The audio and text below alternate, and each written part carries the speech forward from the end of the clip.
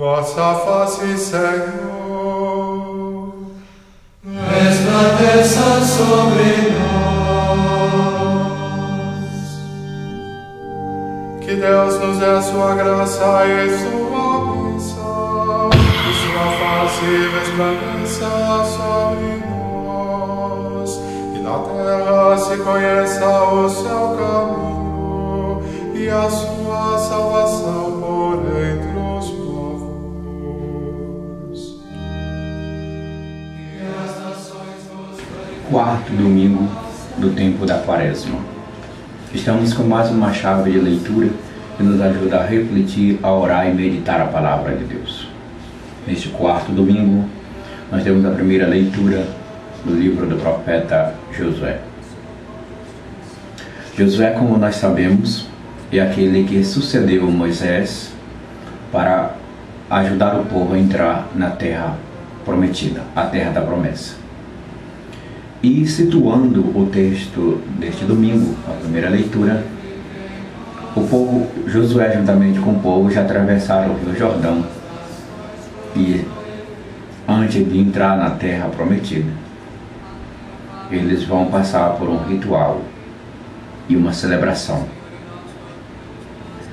E nós encontramos na primeira leitura, diz assim: naqueles dias, o Senhor disse a Josué: hoje tirei de cima de vós o opróbrio do Egito. O que Josué, Deus está falando através de Josué? O que vai acontecer? Que fato é este? Antes de entrar na terra prometida, Josué vai fazer com o povo, vai executar no meio do povo a circuncisão. Bem, a circuncisão de todo o povo hebreu. A circuncisão é um sinal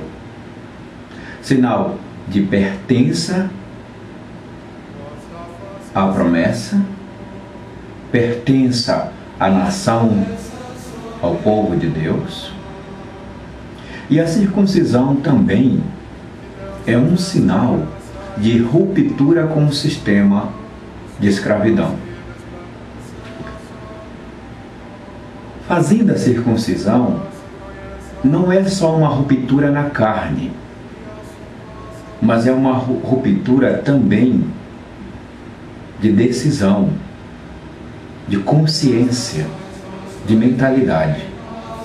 Este povo saiu da terra da escravidão para entrar na terra que jorra leite e mel. Este povo precisa romper com toda aquela carga, com todo aquele sistema da casa da servidão, o Egito. Entrar na terra prometida com toda a convicção e com toda a liberdade e consciência de pertença. Agora, nenhum vínculo mais com o sistema de escravidão.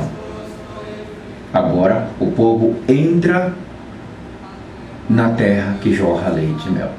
Então, a circuncisão transmite esta consciência, transmite esta mensagem ao povo. Ruptura do antigo para o novo. Ruptura entre a escravidão e a liberdade. A ruptura daquilo que era forçado, de um sistema que forçava um jeito de ser do povo, agora com uma adesão à liberdade de viver a promessa, de viver na terra que jorra leite e mel.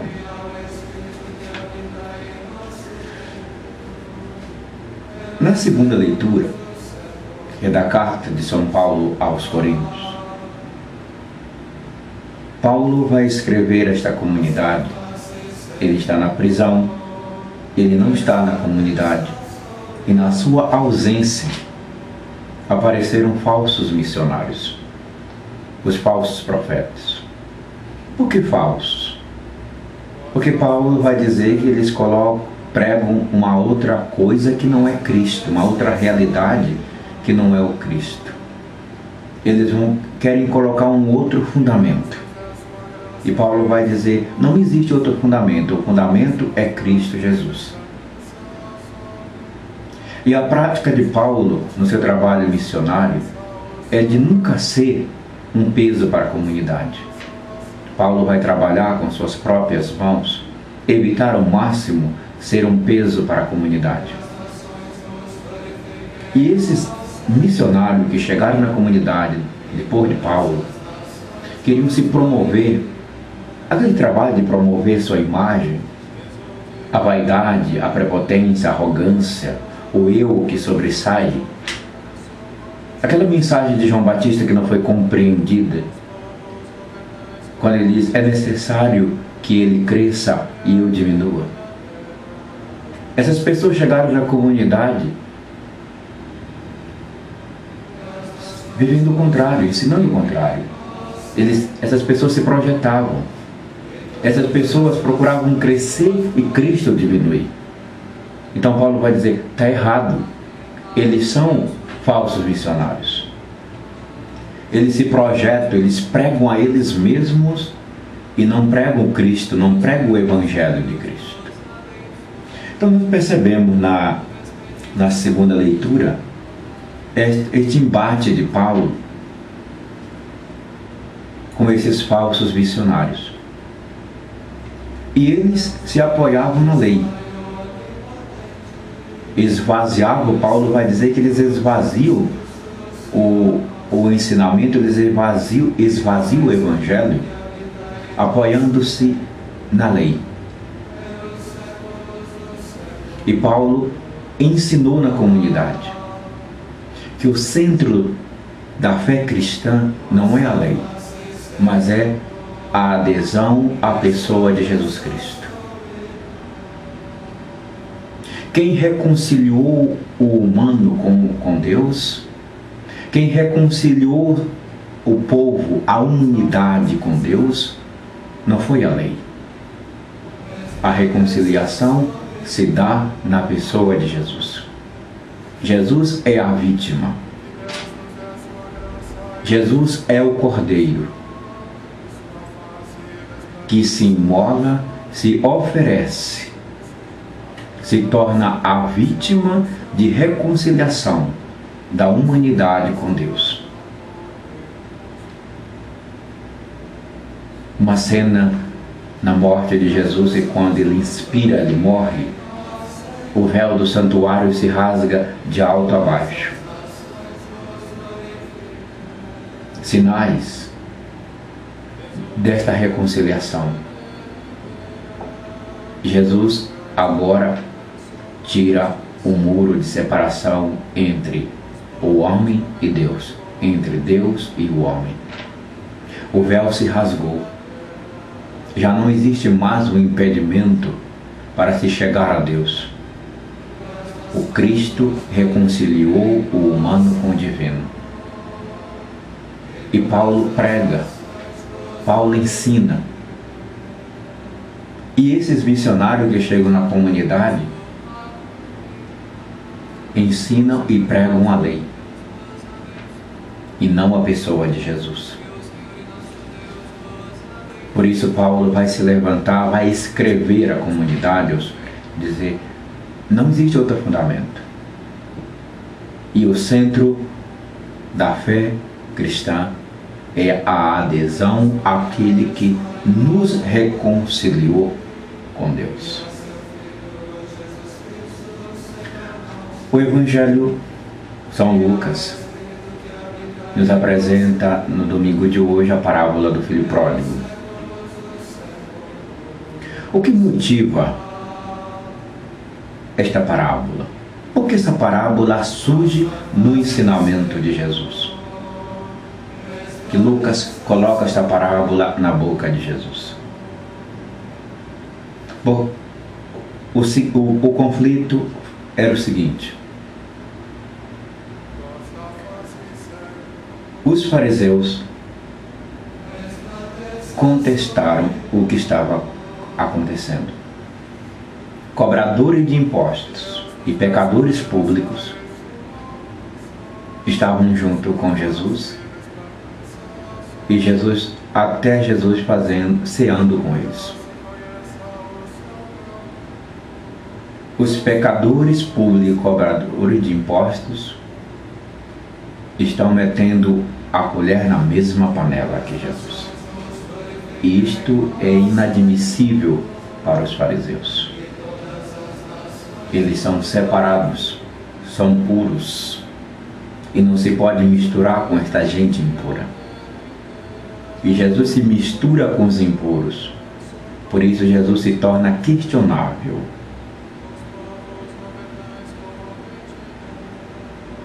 É a partir desta situação que surge a parábola do filho pródigo. Podemos identificar o pai representa Deus, um pai que não faz distinção dos filhos, mas que ama a todos. Mas os filhos entre si não compreendem ou não se comportam desta forma. Entre os filhos há divisão. O filho mais novo representa toda essa gente que talvez não vive a lei, não está dentro do templo, não são puros, mas que tomam consciência, que têm consciência do limite, da fragilidade de seus pecados. Pequei contra o céu e contra ti. Somos impuros, somos pecadores, sim. Mas que certo momento da vida acolhem a palavra, acolhem o chamado e faz o retorno. Não sou digno de ser tratado como teu filho, mas trata-me como um dos teus empregados. Mesmo em meio às misérias da vida, eles reconhecem que Deus é Pai e estar com este Pai é a melhor opção que se pode fazer. São os pecadores que acolhem, que aderem à pessoa de Jesus. Os pecadores que desejam mudança. O homem que tem consciência que é pecador e que sente a necessidade da mudança. Esses são os filhos mais novos, o filho mais novo. O filho mais velho são todos aqueles que são religiosos, vivem dentro do templo, conhecem a lei, ensinam, pregam,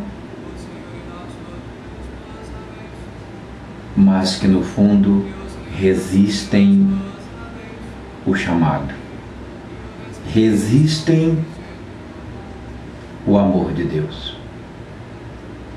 O filho mais velho é aquele que se julga porque é religioso, porque está no templo, porque cumpre a lei, ser melhor, e não pode se misturar com os filhos mais novos, porque estão fora do templo, são considerados à margem da lei, pecadores públicos e cobradores de impostos. Coxos, aleijados, prostitutas, são aqueles que não se enquadram na lei. Eu, como vivo a lei, cumpro os preceitos, eu sou melhor, não me misturo com eles. Eu sou puro, eu sou o filho mais velho, eu sempre estive contigo. Sempre estive contigo. Cumpre a lei, cumpre religiosamente o que tem que ser cumprido, mas cobram, exigem a contrapartida, a realização dos seus interesses.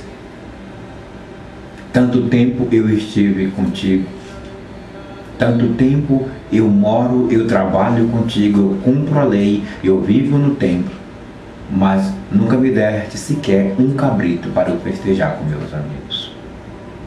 É a relação interesseira. Eu faço isso para Deus, mas eu quero o troco. Eu vivo a lei, mas eu quero retribuição. E a problemática da segunda leitura. Os missionários que se promoviam. Situação que não é diferente do filho mais velho, dos fariseus. Se projetavam e o evangelho desaparecia. E a situação do filho mais velho que se projeta, sempre esteve contigo, foi fiel, observante.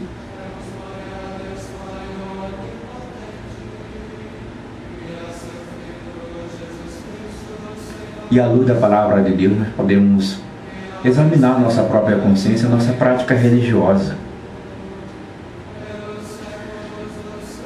Eu fico muitas das vezes assim pensativo, me questionando como muitas das vezes, e são muita gente, nós cristãos estamos também nesta mesma situação do filho mais velho, cumprindo o preceito. Quando eu vejo as pessoas chegarem na metade da missa para dizer à consciência que elas foram à missa dominical, quando eu percebo pessoas que estão diretamente ou constantemente dentro da igreja, nas celebrações, nas atividades litúrgicas, mas dão coice nas outras, mordem, têm um coração duro, rancorosos, são preconceituosas e muitas das vezes tratam o outro como impuro, como de menos, como menor, desprezível, insignificante. Como me corta o coração perceber que dentro da igreja tem castas, tem segmentos,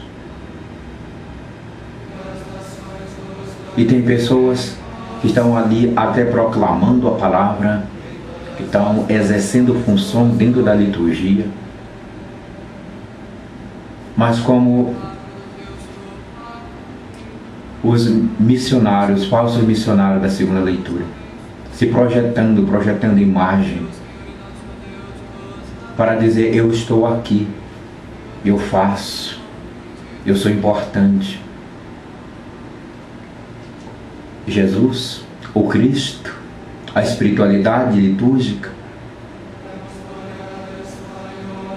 que diminua e eu apareça. Um detalhe muito importante no Evangelho é quando o filho retorna, o pai faz festa. O pai faz festa para aquele que retorna para a graça, retorna para a vida de oração, para a vivência do sacramento, retorna para a comunidade igreja. Quantos filhos estão afastados da comunidade? E o filho, é importante a gente perceber que o filho, quando estava junto com o pai, ele tinha tudo. Ao pedir a sua parte, ele saiu e perdeu tudo. Porque na ausência do pai não se tem a proteção do pai. E sem a proteção do pai se perde tudo. O homem ausente de Deus perde até o sentido da existência. E quando o filho voltou, o pai não cobrou explicação, não exigiu nada e nem deixou o filho expressar o que ele tinha ensaiado a dizer. Porque o filho ia dizer: trata-me como um de teus empregados. E o pai não permite que percamos a nossa dimensão, a nossa condição de filhos. Por isso o pai não permitiu que o filho expressasse o que ele havia preparado para dizer na sua chegada. Ele ia dizer ao pai que ele não era digno mais de ser chamado de filho. E o pai não deixou ele falar, porque esta dignidade Deus não nos tira. Nós somos filhos. O pai não deixou ele dizer que ele fosse tratado como um dos empregados. Filho é sempre filho. Esta dignidade não podemos perder. E o pai jamais nos permite abrir mão, renegar esta condição. O filho, na segunda leitura, nos reconciliou com o pai, e esta reconciliação não pode ser tirada, uma marca impressa que jamais pode ser retirada, mesmo que nos afastemos do pai. E o pai coloca o anel no dedo do filho. No início da parábola, o filho pede a sua herança e vai embora. Quando o filho retorna, o pai coloca o anel no dedo do filho. Como é que nós percebemos isso? Vemos em filmes, história, quando se usava o anel para selar um escrito, uma carta, um decreto, também o anel real, conferindo autoridade, poder àquele escrito. O pai, ao colocar o anel no dedo do filho, está devolvendo aquela pertença que ele havia perdido quando foi embora. Ele pegou a sua parte na herança, ele pegou a sua herança e perdeu essa herança. Ele deixou de ser herdeiro. Quando ele volta, o pai coloca o anel no dedo, o pai devolve a condição de herdeiro ao filho. O gesto de colocar o anel no dedo do filho, o pai está devolvendo esta pertença, essa condição de herdeiro que ele havia perdido. Todas as vezes que nós voltamos à experiência de Deus, ao amor de Deus, voltamos à prática, à vivência dos sacramentos, voltamos à vivência litúrgica da Eucaristia, e nós nos voltamos para Deus numa vivência de valores e princípios, Deus coloca em nosso dedo o anel da pertença, o anel do herdeiro, o anel da graça, o anel da restauração da nossa dignidade de filho de Deus. Isto é belo, isto é profundo. Enquanto que muitos filhos estão julgando os demais, o pai está na expectativa. Outro elemento que a gente percebe no texto, quando o filho foi embora, o pai fica à espreita, fica olhando na esperança do que o filho vai voltar. O pai não quer perder nenhum dos seus filhos. A própria palavra já vai dizer: Deus não quer a morte do pecador, mas que ele se converta e viva. Deus não quer que o filho se perca pelo mundo, se misture com os porcos, com a lama dos porcos, mas Deus, o Pai, quer que ele volte e recobre sua condição de herdeiro, de vivência na graça. Aquilo que Paulo vai dizer: vivei no Espírito, vivei segundo o Espírito, vivei com o anel do Pai em seu dedo. E isto para muitos é inconcebível, Que uma pessoa tenha vivido com os porcos, na lama dos porcos, comido até comer os alimentos dos porcos, e volte para o seio da comunidade. Muitos filhos mais velhos não entendem e não querem acolher. Outro detalhe, a parábola não nos diz se o filho entrou ou não entrou. O filho é sinônimo, o filho mais velho. O filho mais velho. O filho mais velho é sinônimo de resistência. Há muitos filhos mais velhos dentro da comunidade, dentro da igreja. Resistente à verdade, resistente à palavra de Deus, resistente a mudanças e resistente ao outro diferente que chega. Quanta resistência em nossas equipes litúrgicas. Chega uma pessoa na comunidade, canta muito bem, tem um dom de cantar, mas ela não consegue se encaixar nos grupos, porque os filhos mais velhos não abrem espaços. Chega uma pessoa na comunidade com seus talentos, que podia somar, ajudar a crescer, fermentar a comunidade, mas ela não tem espaço porque os filhos mais velhos são resistentes, ciumentos, ciosos de suas funções.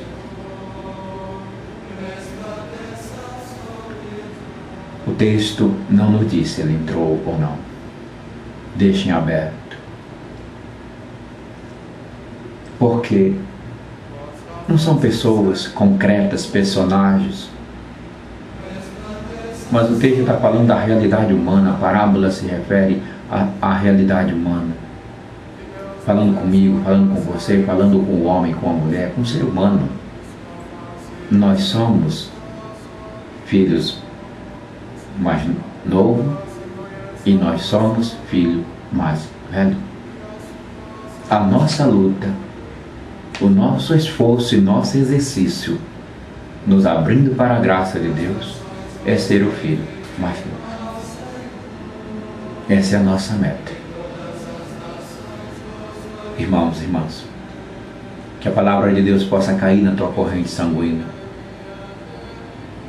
e cada dia teu coração deseja ardentemente a ser esse filho mais jovem, mais novo, pela vivência cotidiana, pela relação humana, a relação social,